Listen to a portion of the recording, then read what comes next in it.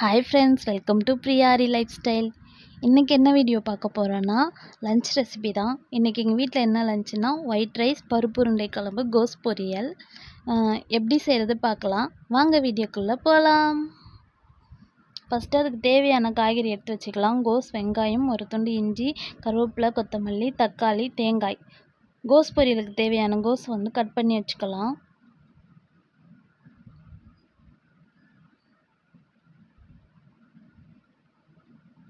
பொரியலுக்கு தேவையான எல்லா திங்ஸும் ரெடி பண்ணியாச்சு. தேங்காய் துருவல், கோஸ், அதுக்கப்புறம் வெங்காயம், கருவேப்பிலை, பச்சை மிளகா, தாளிப்புக்கு உளுத்தம் பருப்பு, காஞ்ச மிளகா.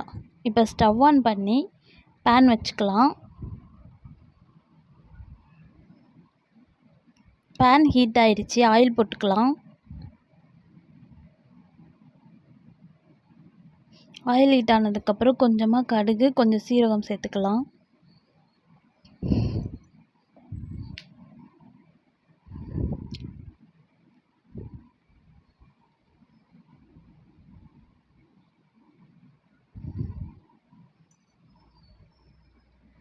கடுகும் சீரகமும் நல்லா பொரிஞ்சிருச்சு. இப்போ உளுந்தும் காஞ்ச மிளகாவும் போட்டுக்கலாம்.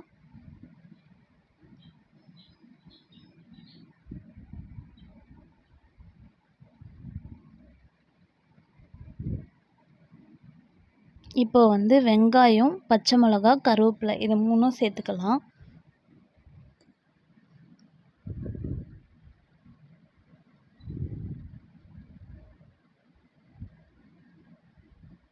வெங்காயம் சீக்கிரமாக வதங்குறதுக்காக அதுக்கு கொஞ்சம் உப்பு சேர்த்துக்கலாம்.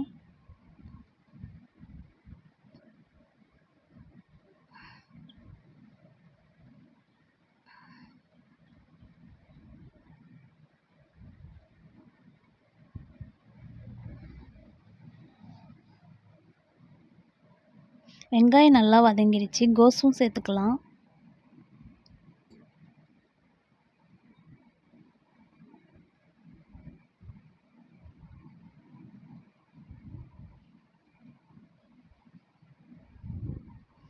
தாளிப்பும் இந்த கோஸும் நல்லா மிக்ஸ் ஆகுற வரைக்கும் கிளறி விடலாம்.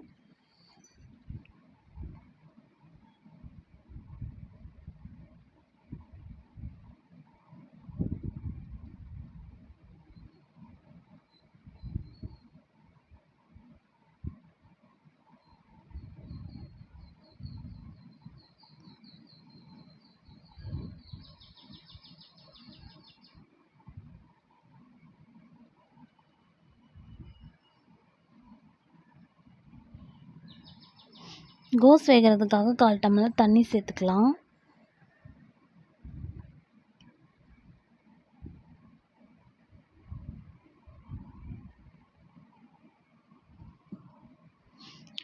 கோஸ் வேகிறதுக்குள்ளே பருப்பு உருண்டைக்கு தேவையான அந்த உருண்டையை ரெடி பண்ணிடலாம்.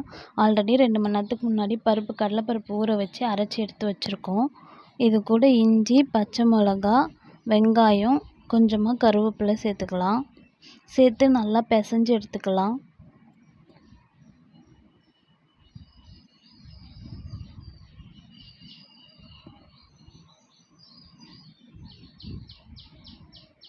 இது கூட கொஞ்சம் தேங்காய் துருவலும் சேர்த்துக்கலாம்.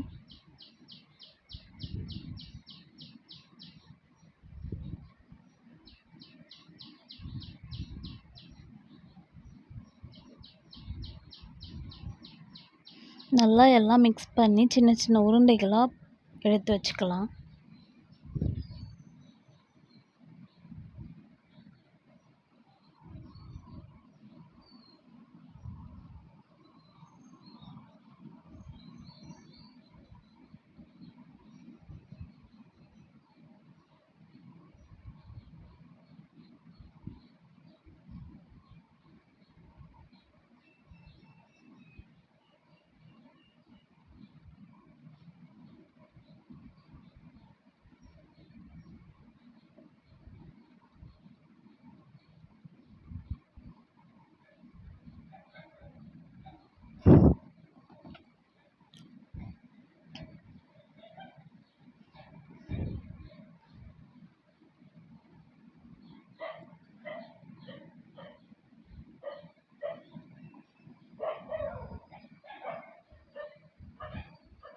இந்த உருண்டை எடுத்து வச்சதுக்கப்புறம் குழம்புக்கு தேவையான புளியும் கரைச்சி வச்சுக்கலாம்.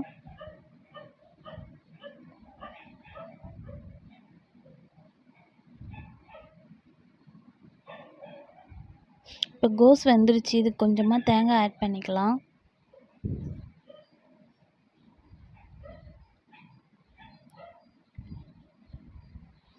தேங்காய் போட்டு நல்லா கிளறி விட்டு ஒரு நிமிஷம் வந்து அது இருக்கட்டும். அதுக்கப்புறம் ஸ்டவ் ஆஃப் பண்ணிக்கலாம்.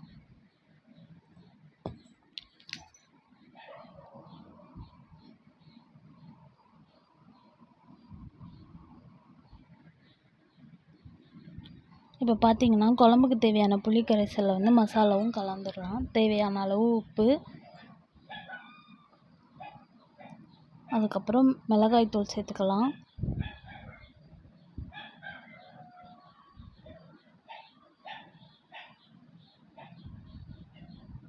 இது கூட பார்த்திங்கன்னா கருவேப்பிலை, கொத்தமல்லி சேர்த்து நல்லா கரைச்சி வச்சுக்கலாம்.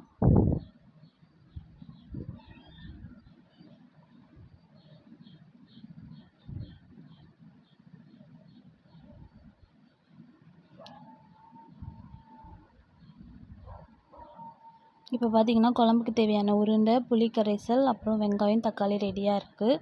கோஸும் ரெடி ஆகிடுச்சு. இப்போ ஸ்டவ் ஆஃப் பண்ணிக்கலாம்.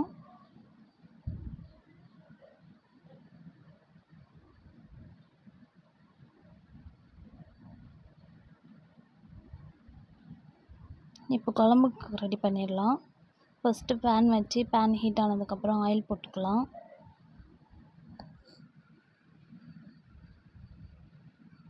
ஆயில் ஹீட் ஆனதுக்கப்புறம் கொஞ்சமாக கடுகு, கொஞ்சமாக சீரகம் போட்டுக்கலாம்.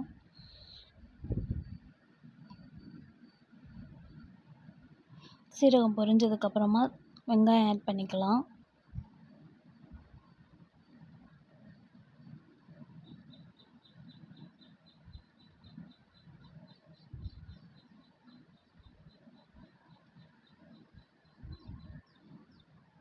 வெங்காயம் நல்லா வதங்கிடுச்சு. தக்காளியும் போட்டுக்கலாம். தக்காளியும் நல்லா வதங்கிடுச்சு. இப்போ நம்ம ஆல்ரெடி புளி கரைசல் வந்து ரெடி பண்ணி வச்சுருக்கோம். அதை இது கூட சேர்த்துக்கலாம்.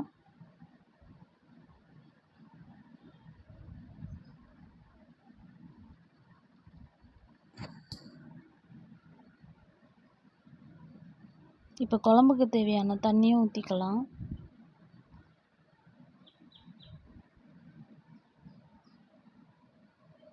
குழம்பு நல்லா கொதிச்சிருச்சு. பருப்பு உருண்டையை வந்து ஆட் பண்ணிக்கலாம்.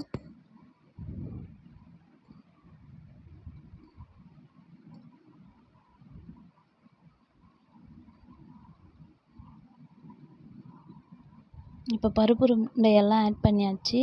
இன்னும் குழம்பு கொஞ்சம் நல்லா கொதிக்கட்டும். பருப்பு உருண்டையெல்லாம் நல்லா வேகிற வரைக்கும் வெயிட் பண்ணணும்.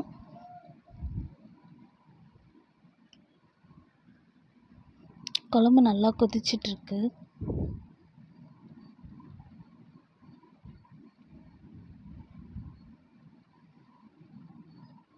சாப்பாட்டுக்கு தண்ணியும் வச்சாச்சு.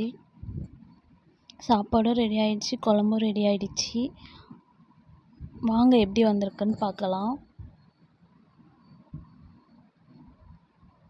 எல்லாமே சூப்பராக வந்திருக்கு. டேஸ்ட்டும் நல்லா இருந்துச்சு. நீங்களும் இதே மாதிரி செஞ்சு பாருங்கள். சூப்பராக இருக்கும். நாளைக்கு இன்னொரு வீடியோவில் சந்திக்கிறேன். பாய்.